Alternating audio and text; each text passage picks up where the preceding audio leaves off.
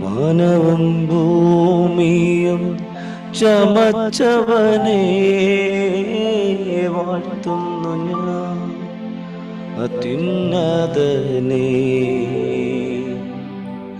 വാനവും ഭൂമിയും ചമച്ചവനെ മഹിമയിൻ പ്രഭുതാൻ മഹത്വത്തിൻ യോഗ്യൻ മാനവും പുകഴ്ചയും യേശുവിന്. ആമേൻ. ഹല്ലേലൂയ. ഒരുമിച്ച് ചേർന്ന് പ്രഭാതത്തിൽ ആമേൻ ഗാനത്തിന്റെ ഇരടികളെ പാടി കർത്താവിന് ഒരു നല്ല മഹത്വം കൊടുക്കാം. ആമേൻ. സ്തോത്രം.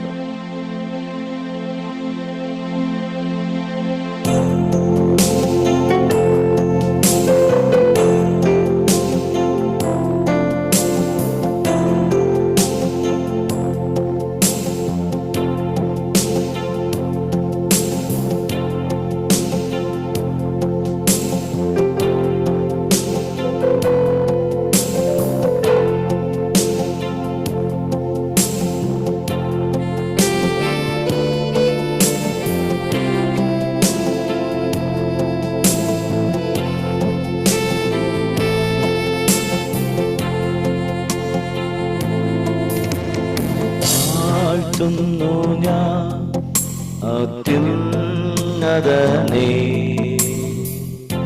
വാനവും ഭൂമിയും ചമച്ചവനെ വാഴ്ത്തുന്നു ഞാൻ അത്യുന്നതനെ. വാനവും ഭൂമിയും ചമച്ചവനെ മഹിമയിൻ പ്രഭുതാൻ മഹത്വത്തിൻ യോഗ്യൻ മാനവും പുകഴ്ചയും യേശുവിന്. യേശുനാഥ നീ എൻ ദൈവം, യേശുനാഥ നീ എൻ ആശ്രയം, യേശുനാഥ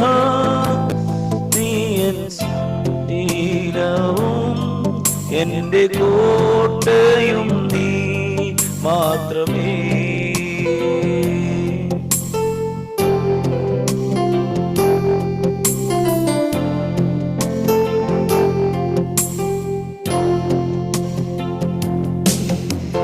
സ്തുതിക്കുന്നു ഞാൻ മഹോന്നതനെ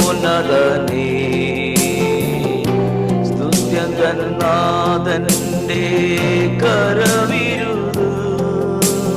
സ്തുതിക്കുന്നു ഞാൻ മഹോന്നതനെ സ്തുത്യങ്കനാഥന്റെ കരവിരുത്.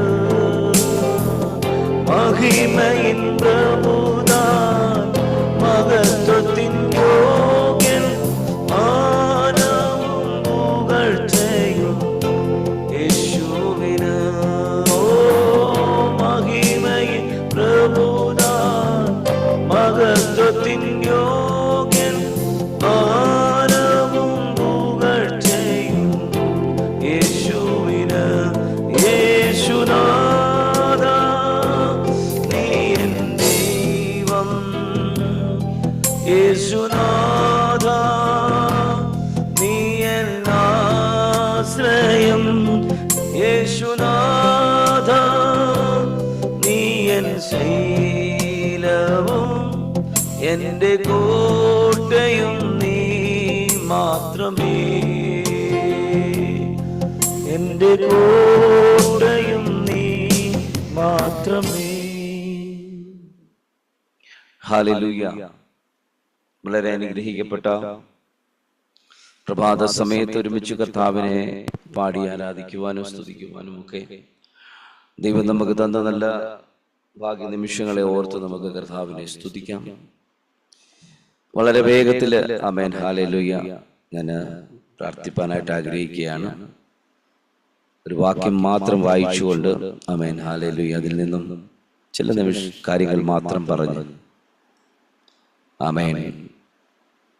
പ്രാർത്ഥിപ്പാൻ ആഗ്രഹിക്കുന്നു. 1 പത്രോസിന്റെ ലേഖനം 1-ാം അധ്യായം 1 Peter chapter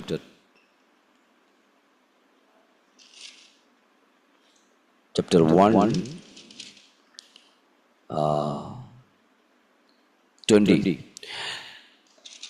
അതിന്റെ 20-ാമത്തെ വാക്യം, അതിന്റെ 19 തൊട്ട് നമുക്ക് വായിക്കാം. ആമേൻ.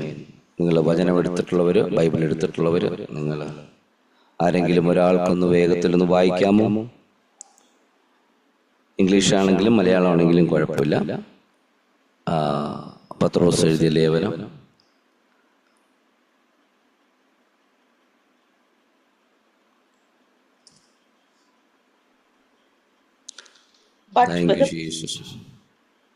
But with the precious blood of Jesus Christ, a lamb without, he was chosen before the creation of the world, but was revealed in these last times for your sake.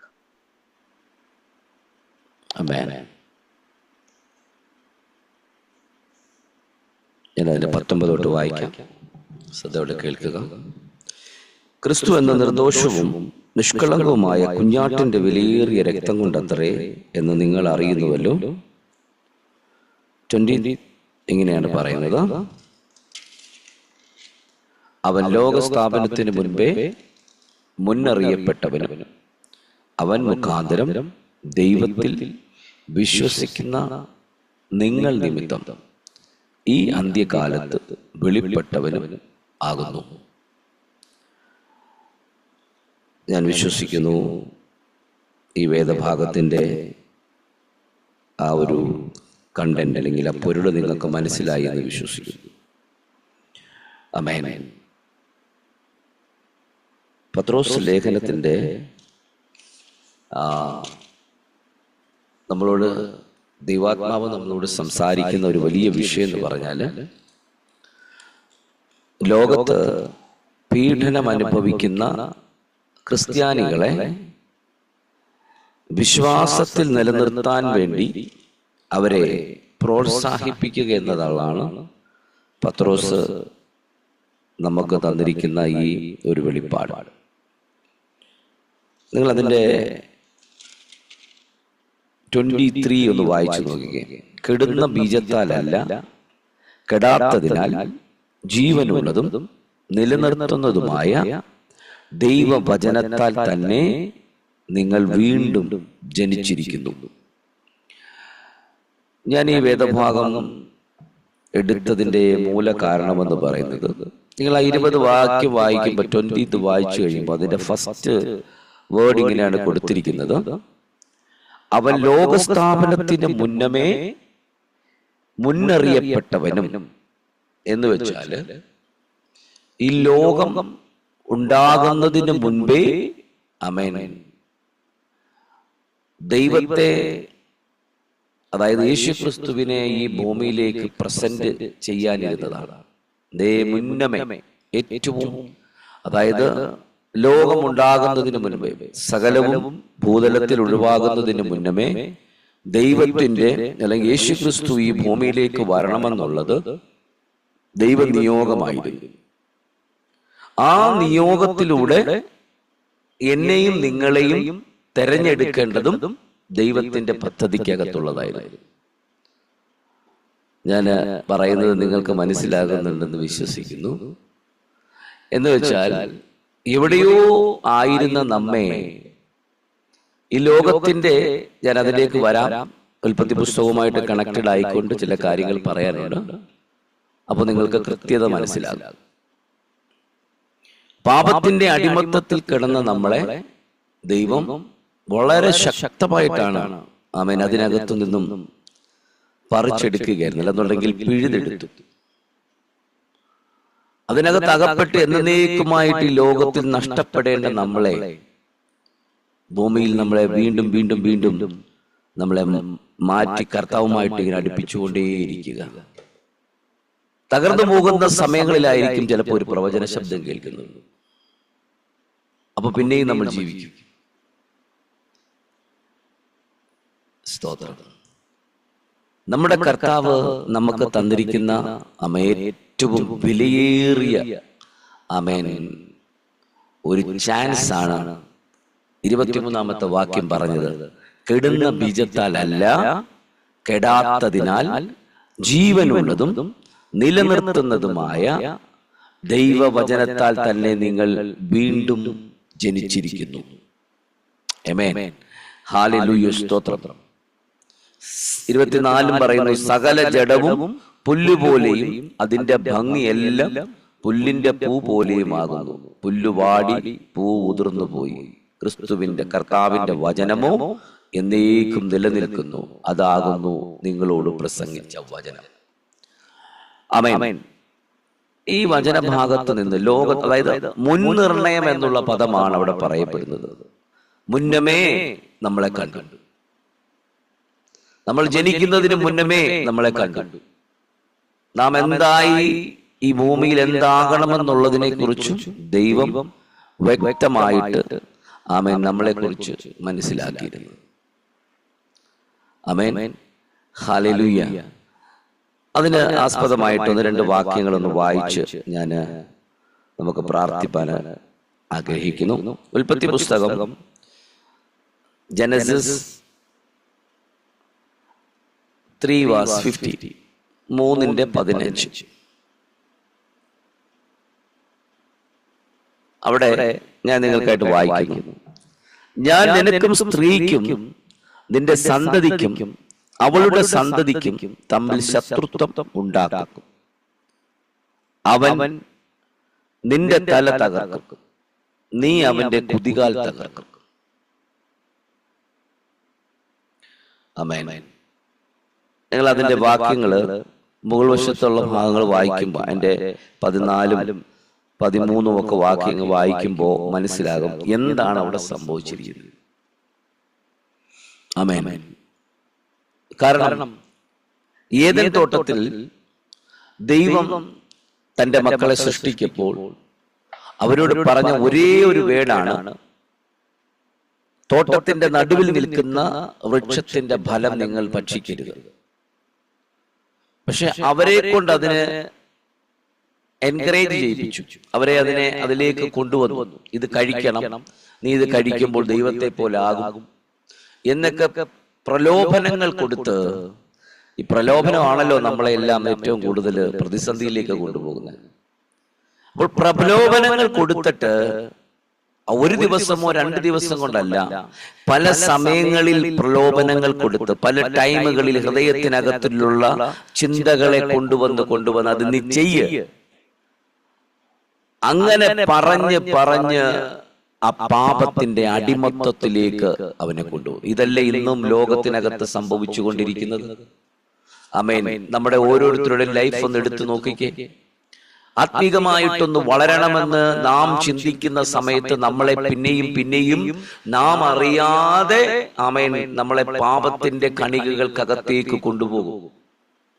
ഒന്നുകിൽ അധരത്തിലൂടെ ആയിരിക്കാം, അല്ലെങ്കിൽ കണ്ണുകളിൽ കൂടെ ആയിരിക്കാം, അല്ലെങ്കിൽ കരത്തിലൂടെയായി. എങ്ങനെയാണ് നാം അറിയാത്ത മേഖലയ്ക്കകത്തൂടെ നമ്മളെ ചെയ്യ് എന്ന് പറഞ്ഞ് നമ്മളെ പ്രലോഭിപ്പിക്കുന്ന ഏതെങ്കിലും ദുഷ്ട പൈശാചിക ശക്തികൾ നമ്മുടെ ശരീരത്തിന്റെ മേലുണ്ടെങ്കിൽ ഇന്ന് പകലിൽ പരിശുദ്ധാത്മാവ് പറയുന്നു, അതിനെ എടുത്തു മാറ്റുവാനുള്ള കരുത്ത് ദൈവവചനത്തിന് മാത്രമേ ഉള്ളൂ. ആമേൻ. അങ്ങനെ ഒരു പ്രലോഭനം നമ്മുടെ ജീവിതത്തിനകത്തിലേക്ക് കടന്നു വരുമ്പോൾ ദൈവവചനത്തെ എടുത്തുപയോഗിക്കുവാൻ, ദൈവവചനത്തിന്റെ ആഴത്തെ പഠിച്ച് അതിനെ ആമേൻ പറയുവാൻ തക്കവണ്ണം നമ്മുടെ ഹൃദയത്തെ നമ്മൾ ഉപയോഗിക്കേണ്ടതാകും. അതുകൊണ്ടാണ് കഴിഞ്ഞ ദിവസം നമ്മൾ പരിശുദ്ധാത്മാവിനെ കുറിച്ച് പറഞ്ഞപ്പോൾ യേശു പരിശുദ്ധാത്മാവ് നിറഞ്ഞവനായി യോർദാൻ വിട്ടു മടങ്ങിയപ്പോൾ പിശാച് അവനെ പരീക്ഷിപ്പാനായി അവന്റെ പിന്നാലെ പോയി. അവന് വിശന്നു എന്നറിഞ്ഞു, അവന് വിശപ്പും ദാഹവും ഉണ്ട് എന്നുള്ളത്, വിശപ്പുണ്ടെന്നറിഞ്ഞു. ഉടനെ പറഞ്ഞതാണ്, കഴിയുമെങ്കിൽ ഈ കല്ലെടുത്തൊന്ന് അപ്പമാക്കി കൊടുക്ക്. പ്രലോഭനമാണ്.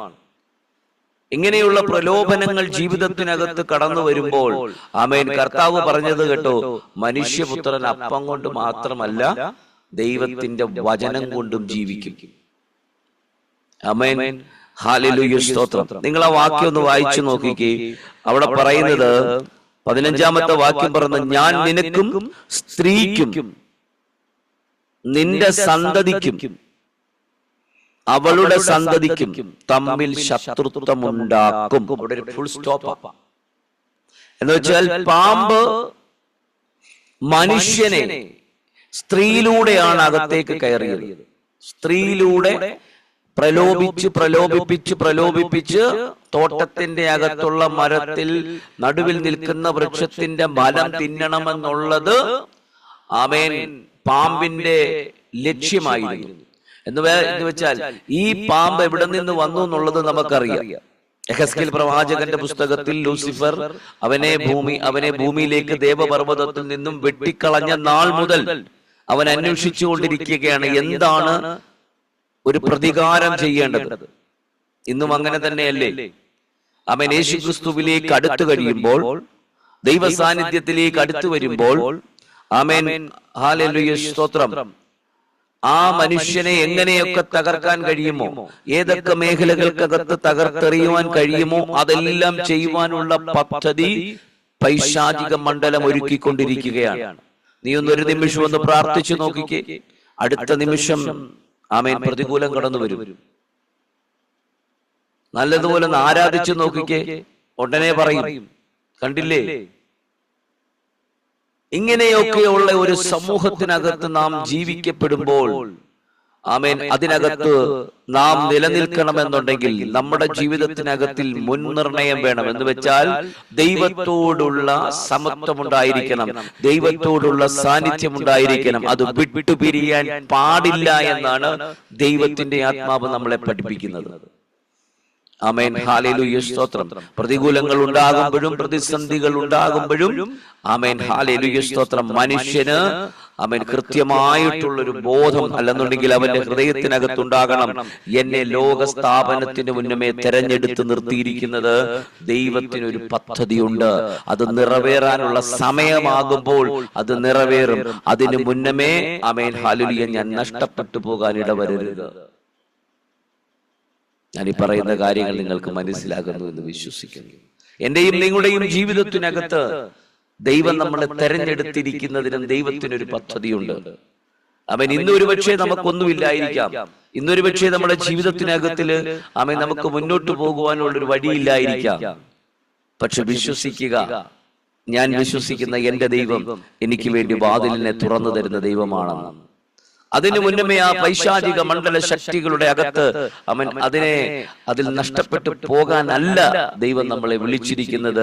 പിന്നെയോ ദൈവത്തിന്റെ പദ്ധതിക്കകത്ത് മുൻനിർണയ പ്രകാരം വിളിച്ചിരിക്കുന്ന ദൈവത്തെ വിശ്വസിച്ച്, വിളിച്ച ദൈവം വിശ്വസ്തനാണ്, ഞാൻ അവനെ ഉപേക്ഷിച്ച് പോകയില്ല, അവൻ എന്റെ ദൈവമാണ്, അവൻ എന്റെ പിതാവാണ്, അവൻ എന്റെ അബ്ബായാണ് എന്ന് പറഞ്ഞു നിൽക്കുന്ന ഒരു വ്യക്തിയുടെ ലൈഫിനകത്തുണ്ടാകുന്ന മാനസികമായ ആമേൻ പ്രവൃത്തി മണ്ഡലങ്ങളെയാണ് ഇന്ന് പ്രഭാതത്തിൽ പരിശുദ്ധാത്മാവ് നമുക്ക് വെളിപ്പെടുത്തി തരുന്നത്.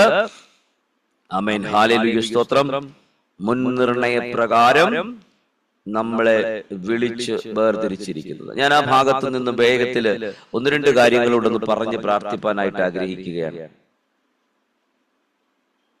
റോമാലേഖനം 8-ാം അധ്യായം. അതിനു മുൻപ് നിങ്ങൾ മറ്റൊരു കാര്യം ഞാൻ അതിനിടയ്ക്ക് ഞാൻ പറഞ്ഞിരുന്നു, എങ്കിൽ തന്നെയും അതൊന്ന് ജസ്റ്റ് ആ വചനം ഒന്ന് നോട്ട് ചെയ്തുകൊള്ളുക. ഒരു പ്രവചന ശബ്ദത്തിലൂടെ ആയിരിക്കാം നമ്മളെ ഒരു പക്ഷെ വീണ്ടും നമ്മളെ അതിലേക്ക് കൊണ്ടുവരുന്നത്. അല്ലെന്നുണ്ടെങ്കിൽ നഷ്ടപ്പെട്ടു പോകുന്ന ഭാഗത്തു നിന്നും നമ്മളെ ദൈവം വീണ്ടും നമ്മളെ പണിതെടുക്കുമെന്ന് പറയുന്നതിന്റെ ഒരു ആധാരമായിട്ടൊരു വചനത്തെ ഞാൻ നിങ്ങൾക്ക് കാണിച്ചു തരാം, ഒന്ന് പരിചയപ്പെടുത്താൻ. 2 അപ്പോസ്തല പ്രവൃത്തി, ആക്ട് 2:23. പുരുഷനായി നസ്രയനായ യേശുവിനെ ദൈവം തന്റെ സ്ഥിര നിർണയത്താലും മുന്നറിവിനാലും ഏൽപ്പിച്ചിട്ട് നിങ്ങൾ അവനെ അധർമ്മികളുടെ കയ്യാൽ തറപ്പിച്ചു കൊന്നു. He was delivered by the determined purpose and foreknowledge of God, and you took him and by wicked hands crucified and killed him. ഒരു കൂട്ടം തന്റെ ജനത്തെ നസ്രായനെ ഈ ഭൂമിയിൽ കൊല്ലുവാൻ കാരണമായതിന്റെ Amen. Amen. Act 2 verse 23. Amen. Hallelujah. ഒരു കൂട്ടം തന്റെ ജനം തന്നിലേക്ക് ഏറ്റവും കൂടുതൽ അടുത്തു വരുന്നു എന്ന് കണ്ടു കഴിഞ്ഞപ്പോൾ, ആമേൻ, അല്ലെങ്കിൽ ഈ ലോകത്ത് മരിച്ചവരെ ഉയർപ്പിക്കുന്നു, രോഗികൾ സൗഖ്യമാകുന്നു, ഇങ്ങനെയൊക്കെയുള്ള കാര്യങ്ങൾ നടക്കുന്നു എന്ന് കണ്ടു കഴിഞ്ഞപ്പോൾ, ആമേൻ, ഒരു കൂട്ടം ചേർന്ന് യേശുവിനെ ക്രൂശിച്ചു. ഇന്ന് പ്രഭാതത്തിൽ പരിശുദ്ധാത്മാവ് നമ്മളോട് അറിയിപ്പിക്കുന്ന ഒരു വലിയ കാര്യമാണ്. നാമും ഇതുപോലെ തന്നെ ഒരു ട്രാക്ട് എടുത്തുകൊണ്ടൊന്ന് നോക്കിക്കേ, അല്ലെങ്കിൽ ഒരാളെ ഒന്ന് ക്രിസ്തുവിലേക്ക് ഒന്ന് നയിക്കാൻ, അവനെ പാപത്തിന്റെ അടിമത്വത്തിൽ നിന്നും അവനെ വിടുവിപ്പാൻ തക്കവണ്ണം, അല്ലെങ്കിൽ ആ വ്യക്തിയെ നമ്മൾ അതിനകത്തു നിന്നും ഒന്ന് പുറത്തേക്ക് കൊണ്ടുവരുവാൻ ശ്രമിക്കുമ്പോൾ, ആമേൻ, എത്രമാത്രം ആമേൻ ക്രൂസിഫിക്കേഷൻ നമ്മളോടുണ്ടാകും, നമ്മുടെ ആത്മീക ജീവിതത്തോടുണ്ടാകും. അടി വാങ്ങിക്കുന്നു, ഉപദ്രവിക്കുന്നു. നോർത്ത് ഇന്ത്യയിലൊക്കെ നോക്കിക്കേ, എന്തുമാത്രം പ്രോബ്ലംസുകളാണ് ഉണ്ടായിക്കൊണ്ടിരിക്കുന്നത്. ഇതിന്റെ പിന്നിലെ ഏറ്റവും വലിയ മർമ്മപ്രധാനമായിട്ടുള്ള വിഷയം എന്താണെന്ന് അറിയാമോ?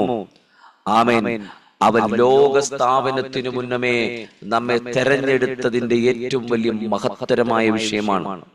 കാരണം എന്നെയും നിങ്ങളെയും തെരഞ്ഞെടുത്തിരിക്കുന്നത്, ആമേൻ, ഈ പത്രോസ് എന്ന് പറയുന്ന മനുഷ്യനെ നിങ്ങളത് ശ്രദ്ധിച്ചു നോക്കിക്കേ, മുക്കുവനായിരുന്നു, വിദ്യാഭ്യാസമില്ല, എഴുതാൻ അറിയത്തില്ല, വായിക്കാൻ അറിയത്തില്ല, ഇതൊന്നും അറിയാത്തവൻ, ആമേൻ, ലേഖനം എഴുതിയിരിക്കുകയാണ്. അവന്റെ അറിവിനെ വർദ്ധിപ്പിച്ചു, അവന്റെ ജ്ഞാനത്തെ കൂട്ടി. പക്ഷെ യേശുവിന്റെ കൂടെ 3.5 വർഷക്കാലം നടന്നപ്പോൾ അവന് കിട്ടാത്ത വെളിപ്പാടുകള്, ആമേൻ, യേശുവിന്റെ മരണശേഷം അവന്റെ ജീവിതത്തിനകത്തിലേക്ക് പകർന്നു കൊടുത്തവനാ കർത്താവ്. It's amazing. ഹല്ലേലൂയ. അപ്പൊ എന്തുമാത്രം ദൈവത്തെ സ്നേഹിച്ചു. കൂടെ നടന്നപ്പോൾ എല്ലാം ലഭിച്ചു, ആഹാരം ലഭിച്ചു, ആമേൻ, ഒരു പ്രോബ്ലംസുകളും ഇല്ലായിരുന്നു. അവർക്ക് രോഗമുണ്ടായതിനെ കുറിച്ച് നമ്മൾ ആരും വചനത്തിൽ വായിക്കുന്നില്ല. അവർക്കൊന്നിനും ഒരു കുറവില്ലായിരുന്നു. 3.5 വർഷം നടന്നപ്പോ അമ്മായിയമ്മയ്ക്ക് പനി പിടിച്ചപ്പോൾ യേശു അവിടെ ചെന്നു. യേശു പ്രാർത്ഥിച്ചു, അമ്മായിയമ്മയ്ക്ക് സൗഖ്യമുണ്ടായി. ഇതൊക്കെ കണ്ടുകൊണ്ട് ഈ ഭൂമിയിൽ 3.5 വർഷക്കാലം നടന്ന പത്രോസിന്റെ ലൈഫിനകത്തുണ്ടായ ചേഞ്ചസ്, പത്രോസിനെ കുറിച്ചൊക്കെ പഠിക്കുമ്പോൾ അസാധാരണമായ ദൈവസാന്നിധ്യം ചലിക്കപ്പെടും. കാരണം അദ്ദേഹത്തിന്റെ ലൈഫ് അങ്ങനെ ഒരു ലൈഫായിരുന്നു. ഇന്ന് പ്രഭാതത്തിൽ എന്നെ കേൾക്കുന്ന ദൈവജനത്തിനോട് ഞാൻ പറയട്ടെ, ആ ദൈവ മനുഷ്യന്റെ ലൈഫിനകത്തിലുണ്ടായ ദൈവിക പ്രവൃത്തികൾ, ആമേൻ, അസാധാരണമായ ദൈവത്തിന്റെ മഹത്വത്തെ ചലിപ്പിക്കുന്നതായിരുന്നുവെങ്കിൽ, ഇന്ന് ഈ പ്രഭാതത്തിൽ നാം ഈ വചനം വായിക്കുമ്പോൾ നമ്മുടെ ജീവിതത്തിനകത്തിലും ദൈവത്തിന്റെ മഹത്വത്തെ ചലിപ്പിക്കുവാൻ കഴിയുള്ള ദൈവത്തിന്റെ വചനത്തിന്റെ ശക്തി നമ്മുടെ മേലിൽ പ്രവർത്തിക്കണം. ആമേൻ. ഹല്ലേലൂയ. സ്തോത്രം. വേഗത്തിൽ ഞാൻ ഒരു ഭാഗം കൂടെ വായിച്ചിട്ട് ഞാൻ പ്രാർത്ഥിപ്പാനായിട്ട് ആഗ്രഹിക്കുകയാണ്. ദൈവത്തിന്റെ മുന്നറിവ്, റോമർക്ക് എഴുതിയ ലേഖനം അതിന്റെ 8-ാം അധ്യായം, റോമാലേഖനം 8:29, അവിടെ മുന്നറിവിനെ കുറിച്ച് നമ്മളോട് പറയപ്പെടുന്നുണ്ട്. ദൈവത്തിന്റെ മുന്നറിവിനെ കുറിച്ച് അതുകൂടെ വായിച്ച് നമ്മൾ പ്രാർത്ഥിക്കാം. കുറെ വാക്യങ്ങൾ ഉണ്ടെങ്കിൽ തന്നെയും സമയമില്ലല്ലോ നമ്മുടെ മുൻപില്. ആമേൻ. റോമാലേഖനം 8:29, അവൻ മുന്നറിഞ്ഞവരെ തന്റെ പുത്രൻ അനേകം സഹോദരിമാരിൽ ആദ്യജാതനാകേണ്ടതിന് അവന്റെ സ്വരൂപത്തോട് അനുരൂപമാകുവാൻ മുൻനിയമിച്ചിരിക്കുന്നു. ഒന്നുകൂടെ വായിക്കാം. അവൻ മുന്നറിഞ്ഞവരെ. ആമേൻ. അതായത് ദൈവത്തിന്റെ കൂടെ, അല്ലെങ്കിൽ ആദ്യം പറഞ്ഞതുപോലെ തന്നെ ക്രിസ്തുവിനോട് ചേർന്ന് നിൽക്കേണ്ട വ്യക്തി ജീവിതങ്ങളെ, അങ്ങനെ പറയാം. ക്രിസ്തുവിനോട് ഇപ്പൊ ഞാനായാലും, ഇതിനകത്തിരിക്കുന്ന അബിഗിൽ സിസ്റ്റർ ആയാലും, സുലോചന ആന്റി ആയാലും, ലിസ സിസ്റ്റർ ആയാലും ടിന സിസ്റ്റർ ആയാലും എല്ലാവരെയും ദൈവം മുന്നറിഞ്ഞതാ, നേരത്തെ കണ്ടതാ. അതുകൊണ്ടാണ് വചനം പറയുന്നത്, അമ്മയുടെ ഉദരത്തിൽ ഉരുവാകുന്നതിന് മുന്നമേ ഞാൻ നിന്നെ അറിഞ്ഞു. ആ അറിവിന് ശേഷം ആമേൻ തന്റെ പുത്രൻ അനേകം സഹോദരിമാരിൽ ആദ്യജാതനാകേണ്ടതിന് അവന്റെ സ്വരൂപത്തോട് അനുരൂപമാകുവാൻ മുൻ നിയമിച്ചിരിക്കുന്നു. ക്യാരക്ടറിനോട് അനുരൂപമാകുക, ക്യാരക്ടറിനെ തിരിച്ചറിയുക. നമ്മുടെ എല്ലാവരുടെ ജീവിതത്തിനകത്ത് യേശുവിന്റെ ക്യാരക്ടർ, യേശുവിൽ, അതോടെ ക്രിസ്തുവേശുവിലുള്ള ഭാവം നിങ്ങളിലും ഉണ്ടായിരിക്കട്ടെ. ഫിലിപ്പിയ ലേഖനത്തിൽ പറഞ്ഞിട്ടുണ്ട്. നമുക്ക് വേണ്ടത് ക്രിസ്തുവിന്റെ സ്വഭാവം. മുന്നറിഞ്ഞവരെ അവൻ അവന്റെ ക്യാരക്ടറിലേക്ക് കൊണ്ടുവരികയാണ്. ദൈവ സാന്നിധ്യത്തിനകത്ത് നിലനിർത്താനാണ് ഇതെല്ലാം ചെയ്തുകൊണ്ടിരിക്കുന്നത്, നഷ്ടപ്പെട്ടു പോകാനല്ല. കാരണം ഈ ദൈവത്തിൽ നിന്ന് ലഭിക്കുന്ന സകല ആത്മീക നന്മകളും ഭൗതിക നന്മകളും ഇത് നമുക്കുള്ളതാ. ഇത് എപ്പോഴാണ് നാം തിരിച്ചറിയുന്ന, അന്നാണ് നമ്മുടെ ജീവിതത്തിനകത്തിൽ വിജയം ഉണ്ടാകുന്നത്. Glory to God, amen, hallelujah, സ്തോത്രം.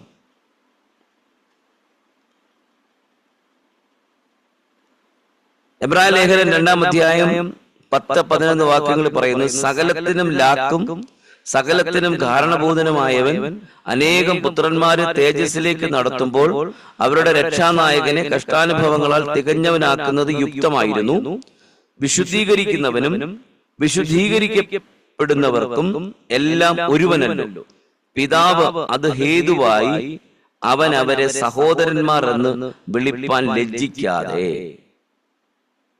അപ്പൊ ദൈവം നമ്മളെ, ഞാൻ ഹീബ്രു 2:10-11 ആണ് ഞാൻ വായിച്ചത്, നോട്ട് ചെയ്തോളാം. എബ്രായർ, ഹീബ്രു ജസ്റ്റ് ഞാൻ കണക്റ്റഡ് ആക്കി ഒന്ന് വായിച്ചെന്ന് മാത്രമേ ഉള്ളൂ. ഒരു വലിയൊരു എന്താണ് പറയുന്നത്, ദൈവത്തിന്റെ ഉദ്ദേശം എന്താണെന്നുള്ളതിനെ കുറിച്ച്, ദൈവം നമ്മളെ കുറിച്ച് കാണുന്ന ആ ഒരു കാഴ്ചപ്പാടെന്നുള്ളതിനെ കുറിച്ച് ഒന്ന് ജസ്റ്റ് ഒന്ന് പറഞ്ഞതേ ഉള്ളൂ. ആമേൻ. ക്രിസ്തുവിനെ പോലെ ആക്കി തീർക്കുക എന്നുള്ളതാണ് ആമേൻ ദൈവവചനത്തിന്റെ ലക്ഷ്യം. നമ്മൾ അതിനകത്തില് ഉയർച്ചു നിന്നാൽ ആമേൻ രക്ഷിക്കപ്പെട്ട് സ്നാനപ്പെട്ട് ദൈവകൃപയ്ക്കകത്തിൽ വരുന്ന ആമേൻ ഒരു വ്യക്തിയുടെ ലൈഫിനകത്തിൽ ഉണ്ടാകുന്ന മാറ്റങ്ങളെ കുറിച്ചാണ് മുൻനിർണയം എന്ന് പറയുന്ന പദത്തെ കുറിച്ച് കർത്താവ് നമ്മളോട് സംസാരിക്കുന്നത്. അതുകൊണ്ടാണ് പറഞ്ഞത്, കെടുന്ന ബീജത്താൽ അല്ല, കെടാത്തതിനാൽ ജീവനുള്ളതും നിലനിൽക്കുന്നതുമായ ദൈവവചനത്താൽ തന്നെ നിങ്ങൾ വീണ്ടും ജനിച്ചിരിക്കുന്നു. പഴയ മനുഷ്യനെ ഉരിഞ്ഞു കളഞ്ഞ് പുതിയ മനുഷ്യന്റെ രൂപത്തിലേക്ക്, പുതിയ മനുഷ്യന്റെ ഭാവത്തിലേക്ക്, പുതിയ ഒരു ക്രിസ്ത്യാനി അല്ലെന്നുണ്ടെങ്കിൽ ദൈവത്തോട് ചേർന്ന് ഒരു മുൻനിർണയ പ്രകാരമുള്ള വീണ്ടെടുപ്പിന് വേണ്ടി നമ്മളെ തന്നെ ദൈവകരങ്ങളിലേക്ക് സമർപ്പിച്ചു കൊടുക്കുക. ഈ ദിവസങ്ങളിൽ പ്രാർത്ഥിക്കേണ്ടതും ആമേൻ നമ്മൾ പഠിക്കേണ്ടതുമായിട്ടുള്ള ദൈവവചനത്തിന്റെ ആഴത്തെക്കുറിച്ച് നമുക്ക് വ്യക്തമായ ഒരു ധാരണ ഉണ്ടായിരിക്കണം. ആമേൻ. കാരണം എന്താണെന്ന് വെച്ചാൽ ക്രിസ്തുവിന്റെ ആമേൻ ആ അവതാരം അല്ലെന്നുണ്ടെങ്കിൽ ഒരു എങ്ങനെയാണ് പറയുന്നത്, ഒരു സൃഷ്ടി, ഒരു പുതിയ സൃഷ്ടിപ്പിന്റെ അവകാശം യേശുക്രിസ്തുവിനെ അങ്ങനെയാണ് നമുക്ക് തന്നിരിക്കുന്നത്. കാരണം ഈ ഭൂമിയിലേക്ക് പാപത്തെ തകർത്ത് കളയുവാൻ പിശാച് കൊണ്ടുവന്ന ആമേൻ ആ പാപം അല്ലെന്നുണ്ടെങ്കിൽ ഏദൻ തോട്ടത്തിനകത്തിൽ ആ സ്ത്രീയിലൂടെ കടന്ന് തോട്ടത്തിന്റെ നടുവിൽ നിൽക്കുന്ന വൃക്ഷം ഭക്ഷിക്കരുത്, അതിന്റെ ഫലം ഭക്ഷിക്കരുതെന്ന് പറഞ്ഞപ്പോൾ അതിനെ എഗനിസ്റ്റായിട്ട് നിന്നുകൊണ്ട് പാമ്പ് അതിനകത്ത് കയറി നാളുകളായിട്ട് വന്ന് കടന്നുകൂടി ആ വ്യക്തിയുടെ ജീവിതത്തെ തകർത്ത് അതിനകത്ത് പാപം അവരുടെ ഉള്ളിൽ വിതച്ച് അവര് അനുഗ്രഹത്തോടുകൂടി ഗ്ലോറി റലത്തിൽ ജീവിച്ചു കൊണ്ടിരുന്ന അവരെ അതിനകത്തു നിന്നും പുറത്താക്കിയപ്പോൾ ആമേൻ ദൈവം പറയുകയാണ്, ദൈവം ആ ഏദൻ തോട്ടത്തിന് ഒരു ഗേറ്റ് ഇടുകയും അതിന് അവൻ എപ്പോഴും കറങ്ങിക്കൊണ്ടിരിക്കുന്ന വാളാൽ അതിനെ നിയന്ത്രിക്കുകയും, കാരണം നീ എപ്പോഴും നീ ഈ പാപത്തിനകത്തു നിന്നും വിടുവിക്കപ്പെടുന്നു, അപ്പോൾ നിനക്ക് ഇതിനകത്തിലേക്ക് എൻ്റർ ഉണ്ട്. അപ്പോൾ പിശാച് കൊണ്ടുവന്ന ഒരു തന്ത്രമെന്ന് നോക്കിക്കേ, ഒരു മനുഷ്യന്റെ ജീവിതത്തെ മുഴുവനും നശിപ്പിച്ചു കളഞ്ഞു.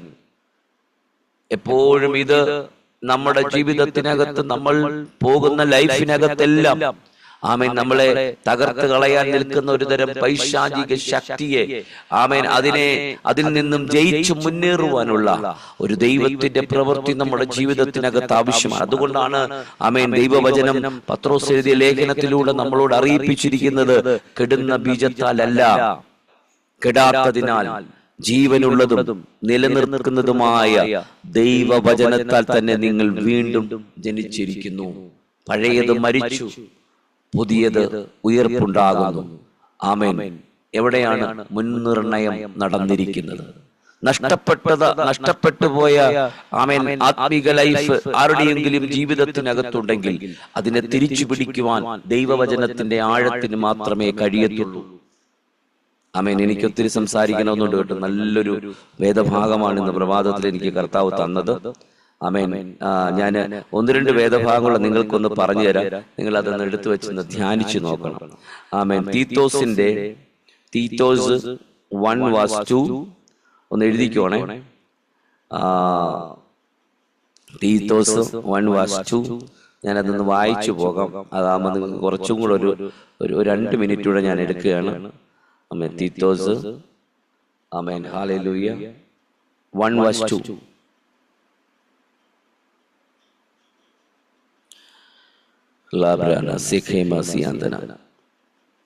അത് പറയുന്നത് എങ്ങനെയാണ്? ഭോഷ്കില്ലാത്ത ദൈവം സകല കാലത്തിന് മുൻപേ വാഗ്ദത്തം ചെയ്ത നിത്യജീവന്റെ പ്രത്യാശ ഹേതുവായി തന്റെ വൃതന്മാരുടെ വിശ്വാസത്തിനും ഭക്തിക്കനുസാരമായി സത്യത്തിന്റെയും പരിജ്ഞാനത്തിനുമായി ദൈവത്തിന്റെ ദാസനും യേശുക്രിസ്തുവിന്റെ അപ്പോസ്തലനുമായ പൗലോസ്. ആമേൻ. ആ ഭാഗം നിങ്ങൾ ശ്രദ്ധിച്ചാൽ മതി. ഭോഷ്കില്ലാത്ത ദൈവം സകല കാലത്തിനും മുന്നമ്പേ വാഗ്ദത്തം ചെയ്ത നിത്യജീവന്റെ പ്രത്യാശ ഹേതുവായി. അപ്പൊ നമുക്ക് ദൈവം തന്നിരിക്കുന്നത് നിത്യജീവന്റെ ആമേൻ പ്രത്യാശയാണ് തന്നിരിക്കുന്നത്. അത് പ്രാപിക്കാനാണ് കർത്താവ് ആ ഒരു തോട്ടം നിയോഗിച്ചതും അതിനകത്ത് നിലനിർത്തിയതും. പക്ഷെ പിശാച് എന്ത് ചെയ്തു? അതിനകത്ത് നിന്ന് നമ്മളെ തകർത്ത് കളഞ്ഞു. ഇതല്ല ഇന്ന് നടക്കുന്ന ആത്മീക ജീവിതം. ആമേൻ. നല്ലൊരു ആത്മീക ലൈഫിനകത്തിലേക്ക് കയറി വരാൻ ആഗ്രഹിക്കുന്ന ദൈവത്തിന്റെ ജനത്തിനോട് പരിശുദ്ധാത്മാവ് പറയുന്ന ഏറ്റവും വലിയ ആമേൻ ഒരു എൻകറേജ് വേർഡാണ് ആമേൻ. മുൻനിർണയമുണ്ടോ? ദൈവത്തിന്റെ കറക്റ്റ് പദ്ധതിക്കകത്തായിരിക്കും. ഇല്ലെങ്കിൽ ആമേൻ ആ വ്യക്തി എന്നേക്കുമായിട്ട് നഷ്ടപ്പെട്ടു പോകും. ഇത് ദൈവവചനത്തിന്റെ ആഴമാണ്. നമുക്കൊരുമിച്ച് പ്രാർത്ഥിക്കാൻ. സമയം മുൻപോട്ട് പോയി. ഹല്ലേലൂയ. ശ്രദ്ധയോടെ കേൾക്കുക. അവൻ ലോകസ്ഥാപനത്തിന് മുൻപേ മുന്നറിയപ്പെട്ടവനും ആരാണ്? ക്രിസ്തു.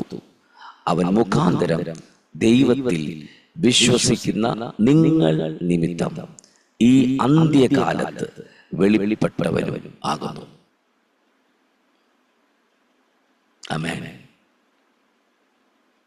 ഭയങ്കര ചലനം ഉണ്ടാക്കുന്ന ഒരു വേർഡാണ്. ലോകസ്ഥാപനത്തിന് മുന്നമേ, ലോകമുണ്ടാകുന്നതിന് മുന്നമേ മുന്നറിയപ്പെട്ടവർ.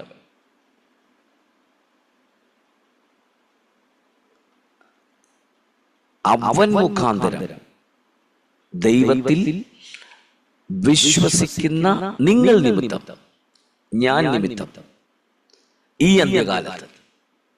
അപ്പം അന്ത്യകാലം ഇത് എപ്പോൾ വായിച്ചാലും ആ വേർഡ് നിങ്ങൾ ശ്രദ്ധിക്കണം. ഈ അന്ത്യകാലത്ത് 2025-28 വായിക്കുമ്പോഴും ഈ അന്ത്യകാലത്ത് ഓരോ ദിവസവും മനുഷ്യനെ പുതുക്കിക്കൊണ്ടിരിക്കുക. ആ വെളിപ്പെട്ടവനുമാകും ആരാണ്? ക്രിസ്തു. ആ ക്രിസ്തുവിന്റെ സാന്നിധ്യം.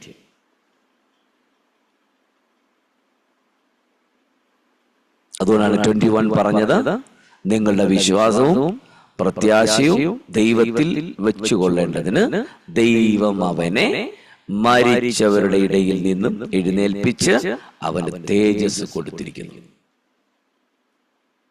മരിച്ചവനെന്ന് പറഞ്ഞായിരുന്നുണ്ടെങ്കിൽ നമ്മൾ ഒരിക്കലും പോകാൻ പറ്റത്തില്ലായിരുന്നു. പക്ഷെ മരിച്ചുയർക്കപ്പെട്ടവനെന്ന് പറഞ്ഞപ്പോ ആമേൻ, ലോകം ഭയങ്കരമായി പല രീതിയിലാണ് ക്രിട്ടിസൈസം ചെയ്തുകൊണ്ടിരിക്കുന്നത്. അങ്ങനെ നടന്നു.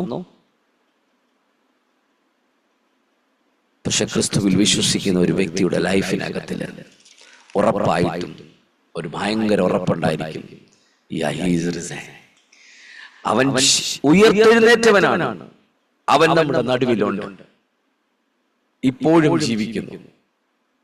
അതിന്റെ ഉദാഹരണമല്ലേ ഇന്ന് പ്രഭാതത്തിൽ നമ്മൾ ഒരുമിച്ച് കർത്താവിനെ സ്തുതിക്കുന്നത്.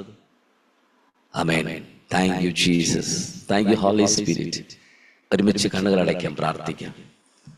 ആ കർത്താവിന്റെ കരങ്ങളിലേക്കൊന്ന് ഏൽപ്പിച്ചു കൊടുത്ത്. എനിക്കറിയാം ഇതൊന്നും തീർന്നിട്ടില്ല, ഫുൾഫിൽനെസ് ആകാൻ പറ്റത്തില്ല, കാരണം ടൈമില്ല നമ്മുടെ മുമ്പിൽ. ഒത്തിരി വേദഭാഗങ്ങൾ ഇതിനോട് കണക്റ്റഡ് ആയിട്ടുണ്ട്. ഒരു നിമിഷം കണ്ണുകൾ അടയ്ക്കാം, പ്രാർത്ഥിക്കാം. പരിശുദ്ധനായ ഞങ്ങളുടെ നല്ല കർത്താവേ, ഈ പ്രഭാതത്തിൽ കേൾപ്പിച്ച ഈ ദൈവിക വചന സന്ദേശത്തിനായിട്ട് ഞങ്ങൾ നന്ദി പറയും. ഞങ്ങൾ മുൻ നിർണയപ്രകാരം ആമേൻ ദൈവം ഞങ്ങളെ വേർതിരിച്ചതാണ്. അനേക ഇടങ്ങളിൽ ആമേൻ ക്രിസ്ത്യാനികൾ വളരെ ശക്തമായി ആമേൻ നഷ്ടപ്പെട്ടുകൊണ്ടിരിക്കുന്ന കാലഘട്ടമാണിത്. അതിന്റെ നടുവിൽ കർത്താവെ ഞങ്ങളെ അവിടുന്ന് വേർതിരിച്ച വലിയ കൃപകൾക്കായിട്ട് നന്ദി അപ്പ. യേശുവിന്റെ നാമത്തിൽ വീണ്ടും വീണ്ടും ഞങ്ങൾക്ക് ക്രിസ്തുവിനെ അറിഞ്ഞ് ക്രിസ്തുവിന്റെ സാന്നിധ്യത്തിൽ ഞങ്ങൾക്ക് നിൽക്കുവാൻ തക്കവണ്ണം പരിശുദ്ധാത്മാവി ഞങ്ങളെ ബലപ്പെടുത്തിക്കാട്ടെ, ശക്തീകരിച്ചാട്ടെ. ആ സാന്നിധ്യത്തിൽ ഞങ്ങളെ നിർത്തിയാട്ടെ അപ്പ. യേശുവിന്റെ നാമത്തിൽ അങ്ങയുടെ കരത്തിലേക്ക് ഞങ്ങളെ തന്നെ താഴ്ത്തി സമർപ്പിക്കുന്നു.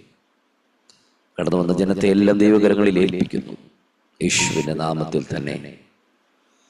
ആമേൻ, ആമേൻ, ആമേൻ, ആമേൻ. ഹല്ലേലൂയ. Thank you Jesus. ആ കർത്താവിന്റെ കരങ്ങളിലേക്ക് നമ്മളെ തന്നെ താഴ്ത്തി സമർപ്പിക്കാം.